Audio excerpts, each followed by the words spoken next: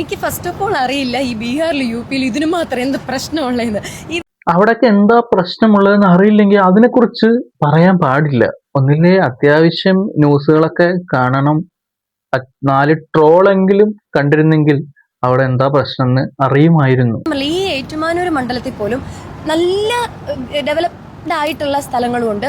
അതിന്റെ നേരെ opposite development എന്താന്ന് പോലും അറിയാത്ത, അതായത് ഞാൻ പറഞ്ഞ പോലെ ഫുഡ് പോലും കിട്ടാത്ത ആൾക്കാരും ഉണ്ട്. അപ്പോൾ ഒരു നാടെടുത്താൽ ഈ 2 രീതിയിലുള്ള ആൾക്കാരും ആ നാട്ടിലുണ്ടാവും. അല്ല, എന്തായാലും യു.പി പോലെയൊന്നും കേരളത്തില് ഇല്ല. എത്രയോ മെച്ചമാണ് നമ്മുടെ കേരളവും യു.പിയും തമ്മിൽ ആള് കമ്പയർ ചെയ്യുന്നത്.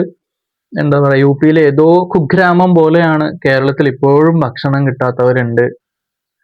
കിട്ടാത്തവരുണ്ടാവും. നമ്മൾ ഈ റോഡ് സൈഡും എന്താ പറയാ അങ്ങനെയൊക്കെ താമസിക്കുന്നവർ ഭക്ഷണം കിട്ടാത്തവരുണ്ടാവും എന്നും പറഞ്ഞ് യു.പിയില് കിടക്കുന്ന സ്റ്റേജ് പോലെയൊന്നും നമ്മുടെ ഇവിടെയുള്ള ഗ്രാമങ്ങളിലില്ല.